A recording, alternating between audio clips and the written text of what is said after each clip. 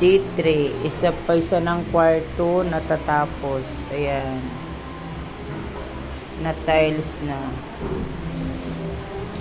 Kaya lang nahinto ngayon. Yan na yung tiles sa kabilang kwarto. Baba. Oo. Mamaya.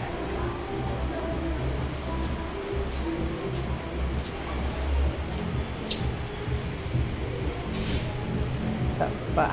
Ito pa lang ang natapos nila. Matatapos din kita paunti-unti. Tapos ito pa oh. Hindi pa rin tapos yung kisame. Pero lalagyan na lang, may materialis na din yan. Diba? Huwag naman biglain kasi wala naman tayong pera. Unti-unti matatapos din. Ganun lang ang buhay. Pag may kunting ipon, gawa ng bahay para walang nasayang na pera. Ito naman para sa mga kapatid na pag natapos, tulong-tulong kami. Kung ano man ang kahinanat nandito, di bahala na. Darating din tayo dyan.